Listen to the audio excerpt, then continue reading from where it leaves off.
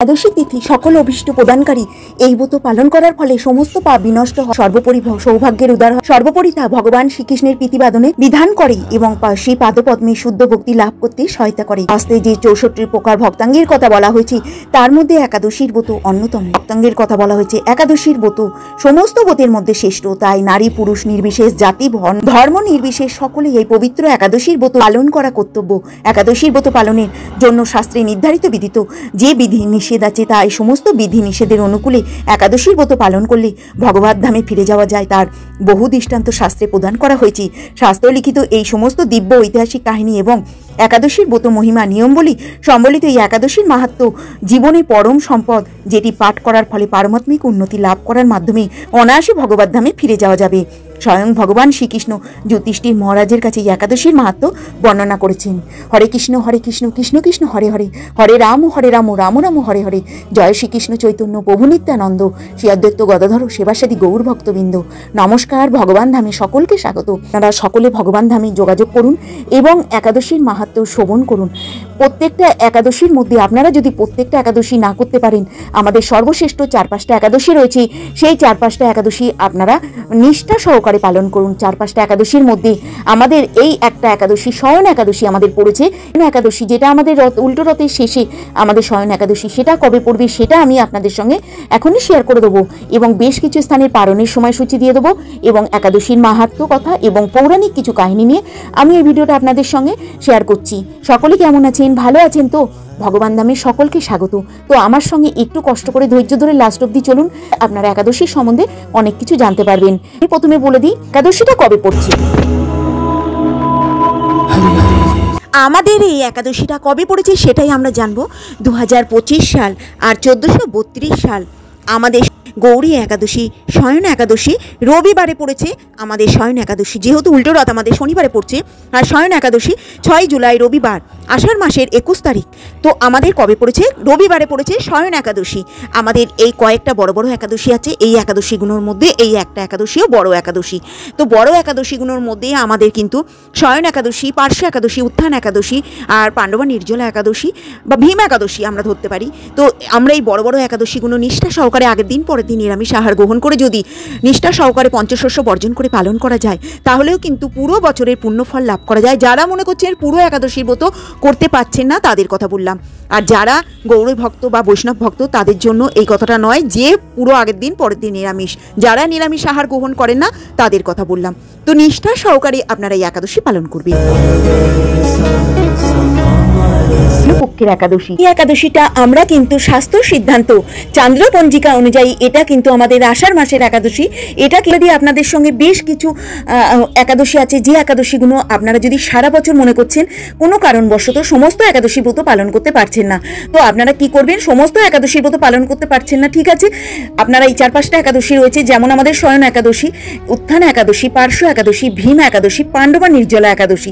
এই কটা একাদশী আপনারা যদি নিষ্ঠা সহকারে পঞ্চশস্য বর্জন করে পালন করেন, তাহলেও কিন্তু অনেক একাদশীর পারণ মন্ত্র অজ্ঞাত তিমিরানন্দ বতে নানেন কেশব প্রসিদ সুমুখ নান জ্ঞান সৃষ্টি পদ্য ভব। হে কেশব, আমি আপনার কৃপা দৃষ্টিতে নিরাহারভাবে একাদশীর ব্রত পালন করিতেছি, কৃপাপূর্বক আমার উপর আপনার করুণাময় জ্ঞান দৃষ্টি প্রদান করুন। একাদশী পারণের নির্দিষ্ট সময়ের মধ্যে এই মন্ত্রটি পাঠ করে একাদশীর পালন করতে হয়। সংকল্প মন্ত্র: একাদশং নিরাহার স্থিতা অহম অপরিহানি ভক্ষামি পুণ্ডরিকাক্ষ শরণামে ভবচ্যুত। এর অনুবাদ: হে পুণ্ডরিকাক্ষ, হে অচ্যুত, আমি একাদশীতে উপবাস পর্বত পরের দিন আহার করিব, আপনি মহিত আমার সঙ্গে পঞ্চশস্য বর্জন করে আপনারা নিষ্ঠা সহকারে এই কটা একাদশী অন্তত পালন করুন। সারা বছর করতে পারছেন না, কিন্তু এই কটা একাদশী আপনারা নিষ্ঠা সহকারে পালন করবেন, তাহলেও ভগবান ধামে ফিরে যাওয়া যাবে।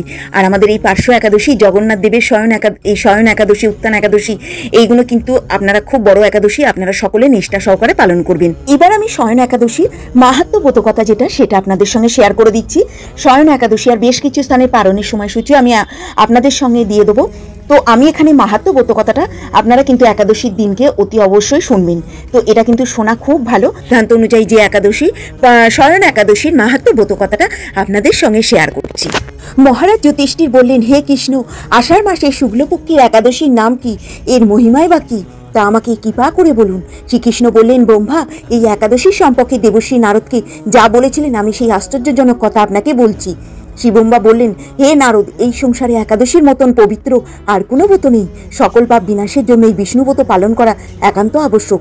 যে ব্যক্তি এই প্রকার পবিত্র পাপনাশক এবং সকল অভীষ্ট প্রতদা একাদশীর ব্রত না করে তাকে নরকগামী হতে হয়। আষাঢ়ের শুক্লপক্ষের এই একাদশী সায়নী নামে বিখ্যাত। শ্রী ভগবান ঋষিকেশের জন্য এই ব্রত পালন করতে হয়। এই ব্রতের সম্বন্ধে এক মঙ্গলময় পৌরাণিক কাহানি আছে, এখন আমি তা বলছি। বহু বছর পূর্বে বংশজাত সূর্য বংশের মান্ধাতা নামে একজন রাজর্ষি ছিলেন। তিনি ছিলেন সত্যপ্রতিজ্ঞ এবং প্রতাপশালী চক্রবর্তী রাজা। প্রজাদের তিনি নিজের সন্তানের মতন প্রতিপালন করতেন। সেই রাজ্যে কোনো রকম দুঃখ, ব্যাধি, রোগ, দুর্ভিক্ষ, আতঙ্ক, খাদ্যাভাব অথবা অন্য কোনো অন্যায় আচরণ ছিল না। এইভাবে বহুদিন অতিবাহিত হলো। দৈব দুর্ভিক্ষ পাকে ক্রমাগত 3 বছর সেই রাজ্যে কোনো বৃষ্টি হয়নি। দুর্ভিক্ষের ফলে সেখানে দেবতাদের উদ্দেশ্যে দান, মন্ত্রের বাহা, শ্রদ্ধা ইত্যাদি শব্দ বন্ধ হয়ে গেল, এমনকি বেদপাঠও ক্রমশ বন্ধ হলো। তখন প্রজারা রাজার কাছে এসে বলতে লাগলো, মহারাজ, দয়া করে আমাদের কথা শুনুন। শাস্ত্রে জলকে নার বলা হয়, সেই জলে ভগবান অয়ন অর্থাৎ নিবাস, তাই ভগবানের এক নাম নারায়ণ।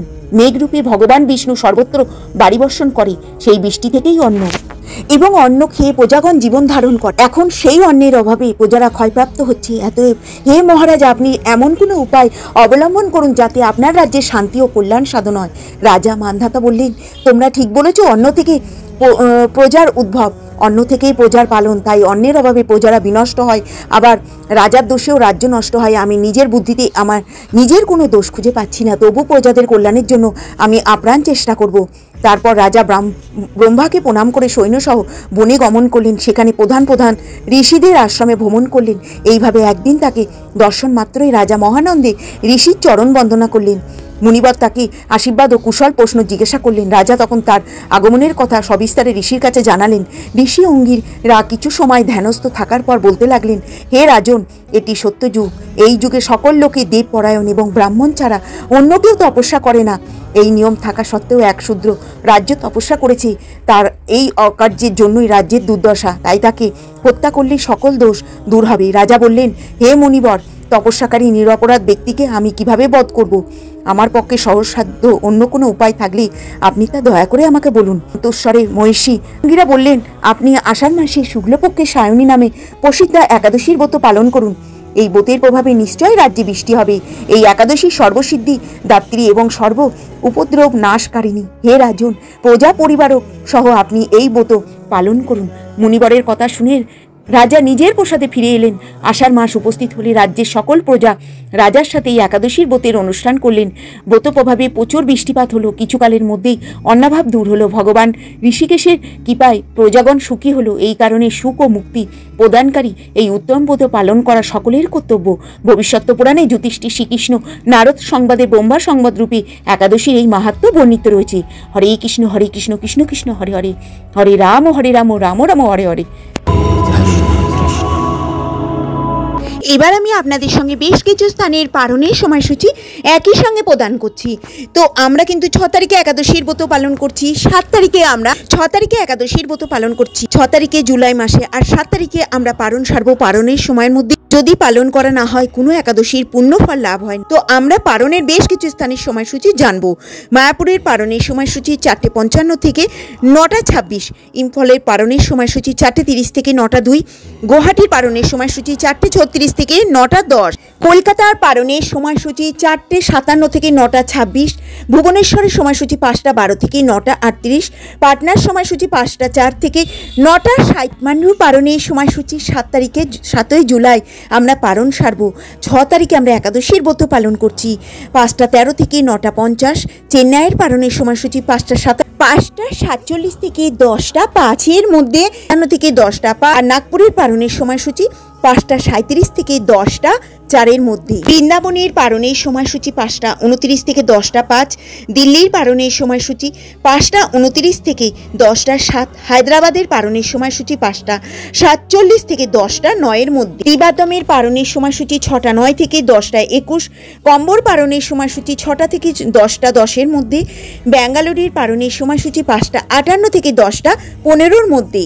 মুম্বাইয়ের পারণের সময়সূচি 6টা 6 থেকে 10টা 31, আহমেদাবাদের পারণের সময়সূচি 5টা 59 থেকে 10টা 29, উদামপুরের পারণের সময়সূচি 5টা 27 থেকে 10টা 12। তো আমরা এখানে বেশ কিছু স্থানের পারণের সময়সূচি একই সঙ্গে জানলাম। পারণের সময়ের মধ্যে যদি পালন করা না হয়, পারণ একাদশী পালনে কোনো পুণ্যফল লাভ হয় না।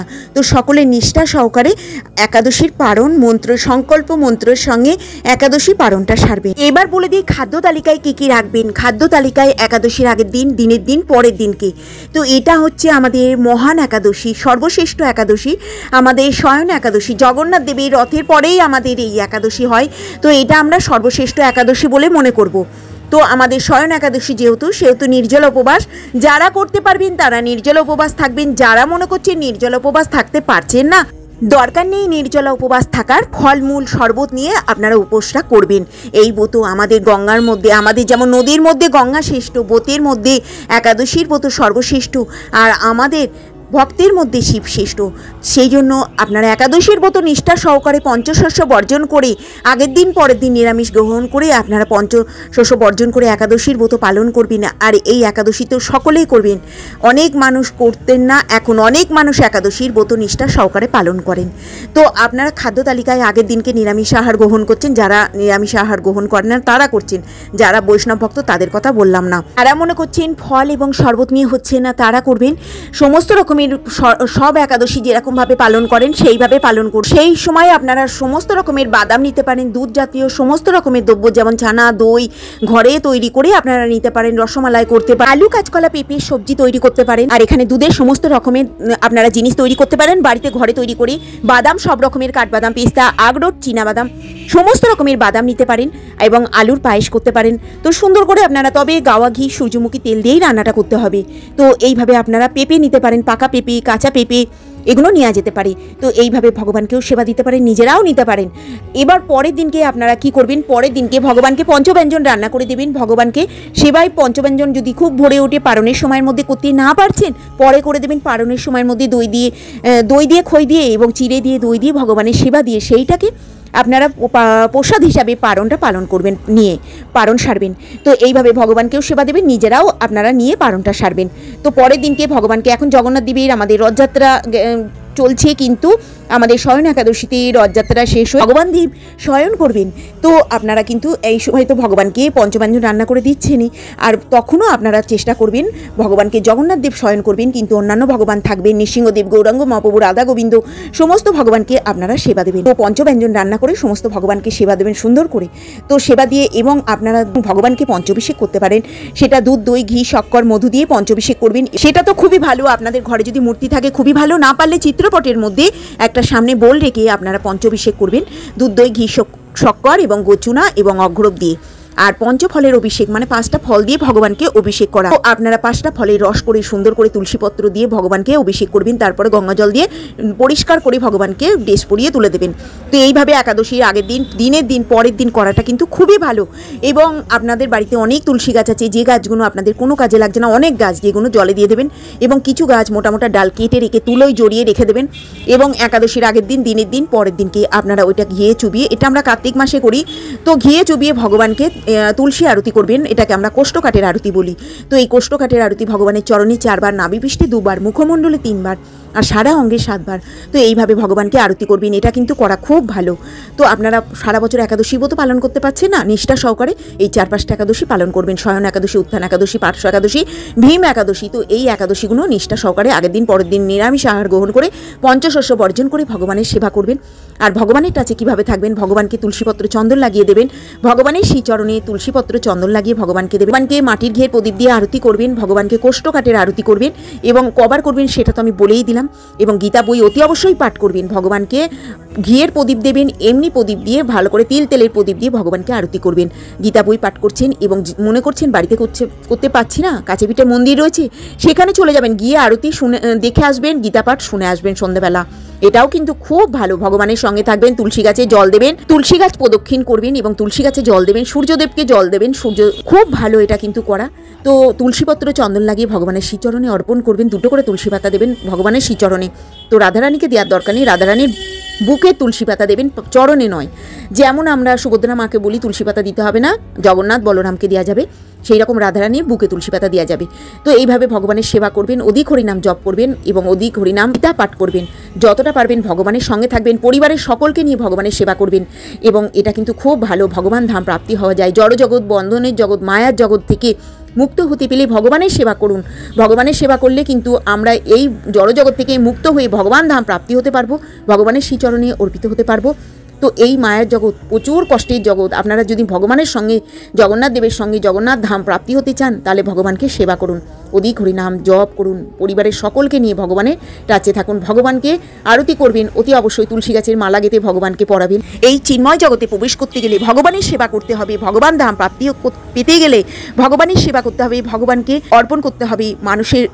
মানুষকে সেবা করুন এবং ভগবানের সেবা করুন, কোনো গরিব মানুষকে অবহেলা করবেন না এবং আপনারা চেষ্টা করুন ভগবান ধাম প্রাপ্তি পেতে গেলে ভগবানের সেবা করতে হবে। সব থেকে আমাদের ভগবানের কাছে চাওয়া পাওয়ার মধ্যে এইটাই চাইবেন, ভগবান তোমার শ্রীচরণে অর্পিত হতে পারি, ভগবান তোমার ধাম প্রাপ্তি হতে পারি, ভগবান তোমার সেবা করতে পারি, এটা হচ্ছে আমাদের সব থেকে বড় চাওয়া। তো এইভাবে একাদশী, শয়ন একাদশী নিষ্ঠা সহকারে পালন করবে। এবার আমি আপনাদের সঙ্গে শেয়ার করব একাদশী পালনে কি ফল লাভ, একাদশী পালন না করলে কি হয়। তো চলুন আমার সাথে, এবং কিছু শিহরির কথাও এখানে শেয়ার করে দেবো আপনাদের সঙ্গে। আমি একাদশীর মাহাত্ম্য বোধকথাটা বললাম শয়ন একাদশীর, তো আমরা কি জানতে পারলাম শয়ন একাদশীর মাহাত্ম্য বোধকথা থেকে। তো আপনারা নিষ্ঠা সহকারে প্রত্যেকটা একাদশী পালন করবেন এবং প্রত্যেকটা না পারলে বড় বড় একাদশীগুলো নিষ্ঠা সহকারে পঞ্চশস্য বর্জন করে পালন করবেন। একাদশীর দিন সূর্যোদয় থেকে দ্বাদশীর দিন সূর্যাস্ত পর্যন্ত জলপান বর্জন করলে অনায়াসে 12টি একাদশীর ফল লাভ হয়। বছরে অন্যান্য একাদশী পালনে অজান্তেও যদি কখনো ব্রতভঙ্গ হয়ে যায়, তাহলেও একটি মাত্র একাদশী পালনে সেই সব দোষ দূর হয়। দ্বাদশীর দিনে ব্রহ্ম মুহূর্তে সানাদি সমাপ্ত করে শিহরি পুজো করবে, সদাচারী ব্রাহ্মণদের বস্তাদি দান সহ ভোজন করিয়া আত্মীয় স্বজন বর্গে নিজে ভোজন করিবে। এইরূপে একাদশীর ব্রত পালনে যে পুণ্য সঞ্চিত হয় তা সারা বছর একটি মাত্র উপবাসে লাভ করা যায়। শঙ্কর চক্র গদা পদ্মধারী ভগবান শ্রীকৃষ্ণ বলেছেন, বৈদিক লৌকিক সমস্ত ধর্ম পরিত্যাগ করে একমাত্র আমার শরণাপন্ন হয়ে নির্জলা একাদশীর ব্রত পালন করে তারা সর্বপাপ মুক্ত হয়। কলিযুগে ধন সম্পদ দানের মাধ্যমে সদ্গতি বা স্মার্ত সংস্কারের মাধ্যমে যথার্থ কল্যাণ লাভ হয় না। কলিযুগে দ্রব্যশুদ্ধি নেই, কলিতে শাস্ত্রাঙ্গ সংস্কার বিশুদ্ধ হয় না, তাই বৈদিক ধর্মও কখনো সুসম্পন্ন হতে পারে না। একাদশীর ভোজন যারা মিথ্যা সাক্ষ্য প্রদান করে, ওজন বিষয়ে ছলনা করে, শাস্ত্রের মিথ্যা ব্যাখ্যা প্রদান করেন, জ্যোতিষের মিথ্যা গণনা, মিথ্যা চিকিৎসারত থাকেন, তারা সকলেই নরক যন্ত্রণা ভোগ করতে হয়। এই সমস্ত ব্যক্তিরাও যদি ব্রত পালন করে সমস্ত পাপ থেকে মুক্ত হয়ে ক্ষত্রিয় যদি স্বধর্ম ত্যাগ করে যুদ্ধক্ষেত্র থেকে পালিয়ে যায়, তবেও ঘোরতর নরকগামী হয়, কিন্তু পালনে মুক্তি হয়ে সদ্গতিও লাভ করে। মকর রাশিতে সূর্য অবস্থানকালে এবং স্থানে যে ফল লাভ হয়, শিবরাত্রিতে কাশীধামে প্রবাস করলে যে পুণ্য হয়, গয়াধামে বিষ্ণু পাদপণ্ডে পিণ্ডদান করলে যে ফল পাওয়া যায়, সিংহ রাশিতে বৃহস্পতির অবস্থানে গৌতমী নদীতে স্নান করলে, কুম্ভে কেদারনাথ দর্শনে, বড়দিকা আশ্রম যাত্রায়, বদ্রীনাথ সেবায়, সূর্যগ্রহণে, কুরুক্ষেত্র স্থানে হাতি ঘোড়া স্বর্ণদান এবং দক্ষিণাসহ যজ্ঞ সম্পাদনে যে ফল লাভ হয়, এই ব্রত পালনে অনায়াসে সেই সকল ফল লাভ হয়ে থাকে। বহু পুণ্য প্রদানকারী, মহাপাপ বিনাশকারী, উত্তরদানকারী এই একাদশীর ব্রত এবং পালনকারী ব্যক্তি জগতে প্রসিদ্ধ লাভ করে। ব্রহ্মহত্যা, গোহত্যা, ভ্রূণহত্যা, পরনিন্দা, পরচর্চা, মিথ্যা ভাষণ, ক্রোধ, দুরাচরী, গুরুতর পাপ থেকে এই ব্রত পালনে নষ্ট হয়ে যায়। এই ব্রত পালনে দুর্ভাগা স্ত্রী লোক সুখ লাভ করে, পাপ ক্ষয়, সৌভাগ্য প্রাপ্তি ঘটে এবং সর্বসৌভাগ্য লাভ করে থাকে। ভক্তি মুক্তি প্রদানকারী এই ব্রত সর্বপাপ হরণকারী, গর্ভবাস যন্ত্রণা বিনাশ করে। এই ব্রতর প্রভাবে মাধাত্তা এবং ধুধুমান আদি রাজারা দিব্যমান লাভ করেছেন। এমনকি মহাদেব শিবও এই ব্রত পালন করেছিলেন। 10,000 বছর তপস্যার ফলও কেবলমাত্র এই একাদশীর ব্রততে লাভ হয়ে যায়। শ্রদ্ধাবান ব্যক্তি এই ব্রত পালনে ইহলোক পরলোকে সমস্ত প্রকার বাঞ্ছিত ফল লাভ করে। সূর্যোদয় থেকে আরম্ভ করে একাদশী পূর্ণ হলে দ্বাদশী পূর্ণ হয়। তারপরের দিন ত্রয়োদশী কিছু অংশ থাকলে ওই দ্বাদশীকে ব্যঞ্জলি বলা হয়। এক্ষেত্রে একাদশী না করে ওই দ্বাদশীতেই উপবাস করতে হবে। পরের দিন দ্বাদশীর মধ্যে পালন করতে হবে। ত্রয়োদশীতে পালন নিষেধ। পদ্মপুরাণে বলা হয়েছে এই দ্বাদশী ব্রত শিহরির অত্যন্ত প্রিয়। একটি অশ্বমেধ যজ্ঞ 1000 অগ্নিষ্টম থেকে শ্রেষ্ঠ, আবার একটি বাজপেয় 1000 অশ্বমেধ থেকে আরো বেশি শ্রেষ্ঠ। একটি পুণ্ডরিক 1000 বাজপেয় থেকে অধিক ফল বিশিষ্ট। সহস্র পুণ্ডরিকে শ্রেষ্ঠ। একটি রাজস্বীয় সৌমা মুনির পুণ্ডরিক চাইতেও শ্রেষ্ঠ, কিন্তু একটি ব্যঞ্জলি ব্রত সহস্র রাজস্বীয় অপেক্ষা অধিকতর শ্রেষ্ঠ। কলিকালে ব্যঞ্জলি এই শব্দ উচ্চারণ মাত্রই তো সহস্র জন্মের পাপ ক্ষয় হয়। দেব খুশি হলে শিহরি প্রীত হন। এতএব এই তিথিতে শিহরির প্রীতির জন্য শ্রদ্ধা সহকারে গুরুদেবের পুজো করতে হবে। রাত্রি জাগরণ করে কৃষ্ণ কথা শ্রবণ করতে করতে হবে। গীতা, বিষ্ণু সহস্র নাম, শ্রী ভগবত্ব এবং যত্ন সহকারে পাঠ করা কর্তব্য। সর্বতীর্থ শান সমস্ত প্রকার দানের ফল লাভ হয়। পূর্ব জন্মবসিত পর্বত প্রমাণ পাপরাশি এই ব্রতর পালনেই অচিরেই বিনষ্ট হয়।